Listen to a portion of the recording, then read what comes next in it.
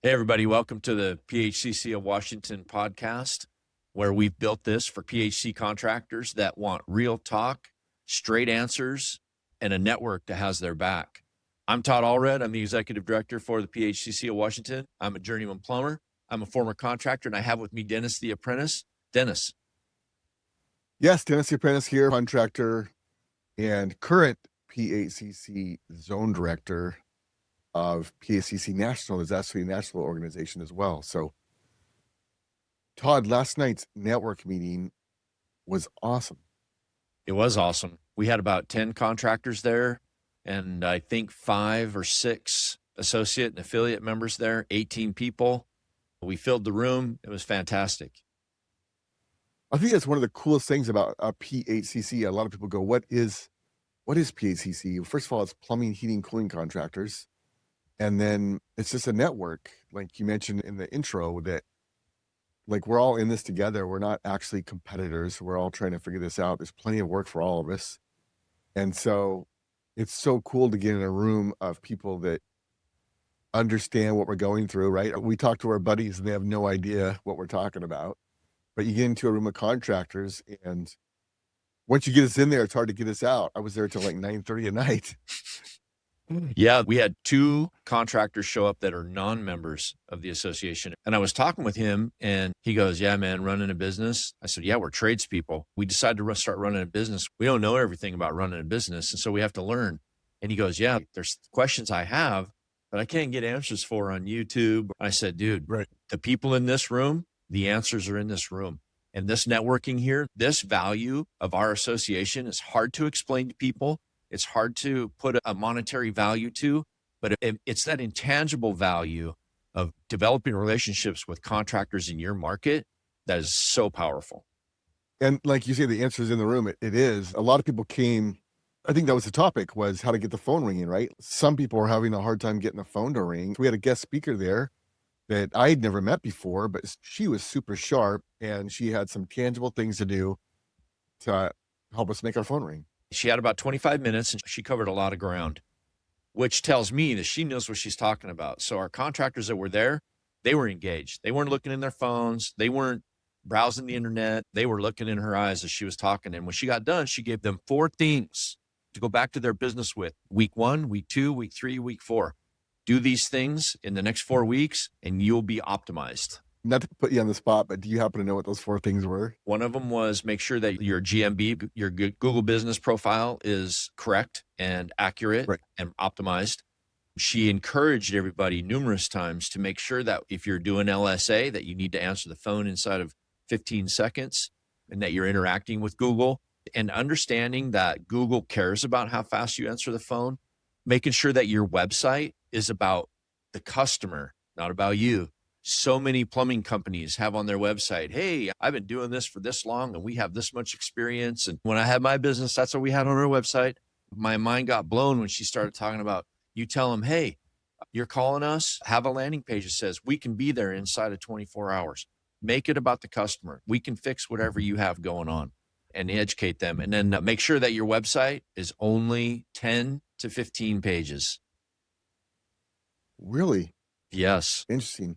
Let's back up and talk about that really quick, about the contract website, about the customer, not ourselves. That's huge. That's what we all do. We all put a picture of our truck and our experience. And can you say more about that? She didn't get into it a whole lot, but I will offer this. This is from my own perspective.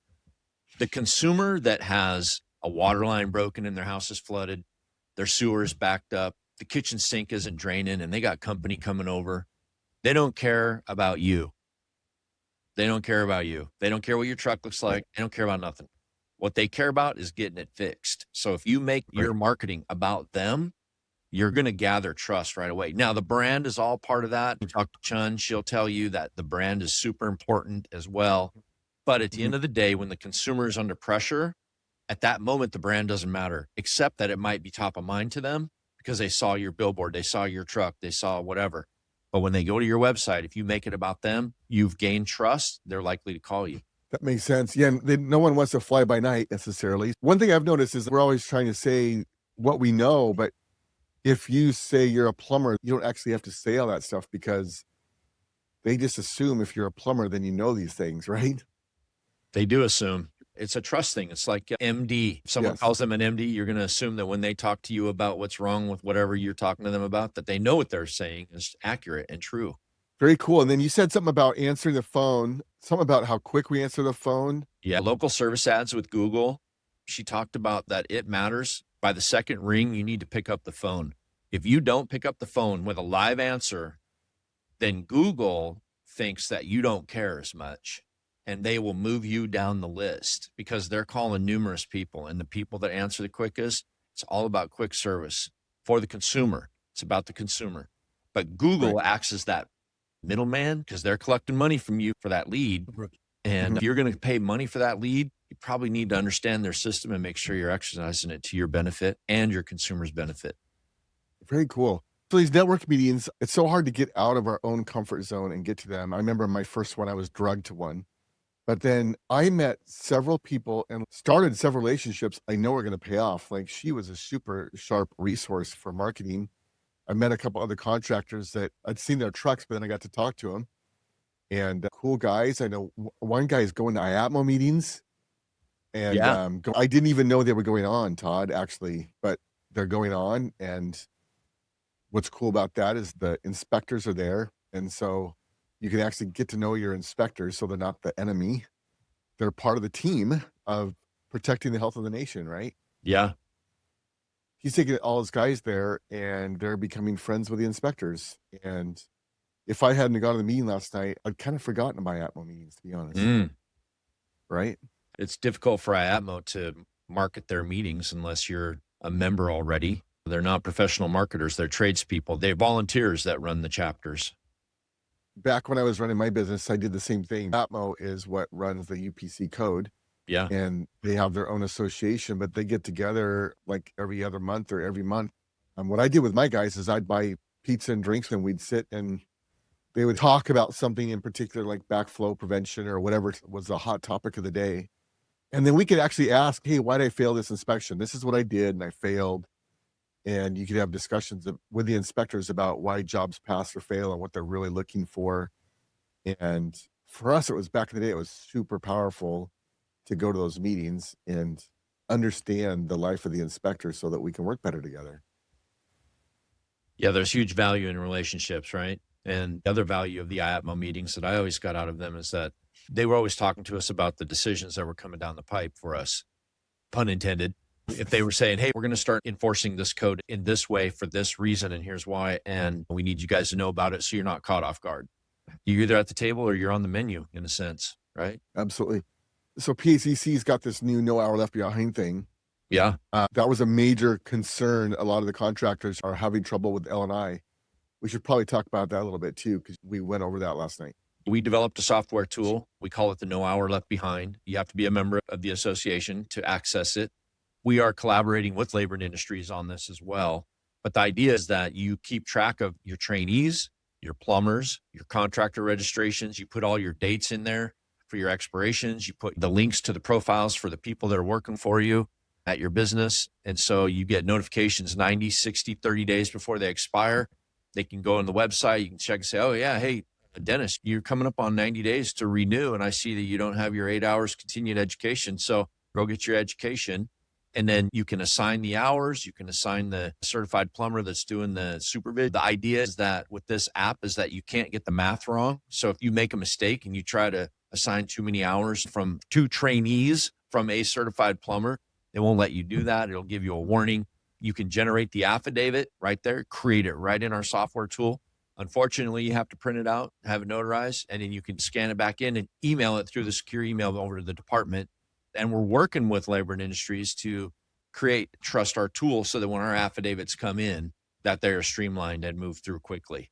The reason we did this is because the problem we're trying to solve is that affidavits are getting denied left and right because contractors didn't understand the math behind the supervision ratios, et cetera. And trainees didn't say anything when their cards expired. And so they would get caught out on a job. That leaves the contractor at risk and exposure to citation and fines. There was a new law that just got passed in the state of Washington that if you have 5 infractions in a 5-year period, you can have your contractor registration stripped. That's not good. So this tool helps you manage that to reduce your exposure as a contractor. So yeah, that's one of our member only benefits. That's a huge big deal. Like I was talking to a contractor yesterday and he's like, that's the plumbers or the apprentices responsibility. And it's like, well, technically, yes, but if they don't do it right, and if they don't stay on top of it, we can lose our license. Like you say, with this new law that they passed, that's what we did at our company is we took responsibility for that and made it happen. And this tool is super good about that. And I think the guys don't do it intentionally, but they'll do it tomorrow, right? And all of a sudden tomorrow becomes June, 6 months from now, right? And doesn't get done. And then you try to give them hours and their trainee card was expired. So all this helps that work so we don't get in trouble, and then we can move our trainees to get licensed, and just everything's better that way. Yeah, I'd like to revisit what you just said about that contractor's response. That is not correct. You are exposed. If that trainee doesn't have a card and you've sent him out to the job, that guy hasn't been cited yet. But when he gets cited, he'll go, oh, dang. And here's why. Because they're going to cite the trainee. Okay. That doesn't count to the business, but that's a citation to the trainee. And it could be a citation to the plumber, and it will be a citation to the business, and they'll cite your dispatcher for sending out an uncertified person. There's no trainee card. They're not certified. Now you just stepped outside the law. They're going to give you 3, 4, 5 citations for that one infraction. So it is our responsibility. It does matter. It's super big deal. Yeah. A lot. Awesome. We built this tool. If we were just trying to make sure it was easy for you to do an affidavit, create an affidavit. This is a liability management software tool for your business to reduce exposure. Overall, that was good marketing. I missed that myself because I was talking to the associates and affiliates, but then after the meeting, several of us stayed for an hour and a half afterwards, just talking shop. The meeting after each other out. The meeting after the meeting, yeah. We were there till like 9:30 at night, Todd. I think you'd already left. I was talking to 2 other contractors about my experience and what they're going through, and we're just helping each other out, right? And you can't get that off of YouTube. No. The personal relationship. No, you can't. What? I can't have a drink with you on YouTube? That's weird. Totally. So all that to say, next time you hear about a network meeting in your area, go to it. I can't always tell you what you're going to learn from it, but every time I go to any kind of meeting or even trade shows and stuff like that, you always meet someone that you're glad you met, or you learn a little tidbit that makes things easier. Here's the other thing, Todd. We all go into business for the benefits of being in business, but then we don't take advantage of the benefits of being in business. Last night was, for any of the contractors, that was a write-off, right? Like the meal, that's a business expense. Yep. It's a way to take your foreman or your manager with you and get to have some camaraderie with your teammates and go out to dinner together, right? I see it as a significant opportunity for contractor owners to work on their business, not in it during that time. Yeah. Get some fresh ideas, fresh perspective. Yep. Get those questions answered. Develop trust with other colleagues in your market. I saw a video the other day. Neither of these contractors is a member of our association yet. Alex Brooks has been doing videos to highlight the trades, right? And here was 2 separate contracting businesses working together all day long. They had 2 projects to do. They had a water line to repair and they had some roof drains to take care of. And these 2 contractors worked together. How do you get to the place where you have that kind of a relationship except through a place like PHCC? Got to develop trust before you expose your business to another contractor. Well, Todd, in my own experience, there was a time several years ago where I had 3 plumbing jobs open. They were sewer jobs. They're ready for inspection. We'd been a site sewer contractor for years in Seattle. And all of a sudden I was getting this red flag, and it was because we didn't have subsidence of land coverage. What's that, right? Well, it was a mistake. The city didn't catch it and our insurance didn't catch it, and we weren't covered that way, and it was a requirement. I had to call around to other contractors. Hey, can I use your side sewer? Can I use your side sewer license to get my jobs passed? And everyone said no. But it was a fellow PHCC contractor that said, hey, I know you. And he actually let me use his license to pull my 3 jobs and get my jobs passed. But if I hadn't have known him and we knew each other through PHCC, I would have been up crick. That value that you received that day was worth all the money you ever paid to PHCC. PHCC is a nonprofit, right? Yeah. So it's built to be as inexpensive as possible. and still make the thing work. Very cool. So we're going to start having more of those, right? Like the next one's going to be up north. I did speak to Kevin Dunn, our membership committee chair, this morning. He is arranging it to be at Tapped in Everett.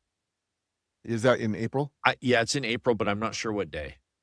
If you go to phccywa.org /events page, yep, it'll be there. And that's where we keep all our events. Yeah. Very and cool. You can register there. You don't have to be a member to attend our meetings. Come and meet the people, see what we're about, and then make a decision if you want to join if you're not a member yet. So that's our motto is no contractor left behind, right? And so that's what we're all about, is helping. The trades are the place to be. So let's rock and roll, right? 100%. Thanks for doing this with me. Yeah. Thank you, Dennis, for doing it with me. Absolutely. We'll do it again later. All right, brother. Have a great day. All right. Be sure to like and subscribe. Like and subscribe. If you have any questions, Todd's your executive director.